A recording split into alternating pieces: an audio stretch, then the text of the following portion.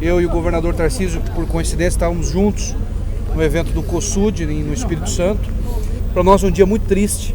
Nós tínhamos muitas pessoas do Paraná, amigos de amigos que eu conheço, muitos médicos que estavam indo para um congresso, né, pessoas que estão acostumadas a salvar vidas e lamentavelmente acabaram perdendo a sua vida dessa forma trágica.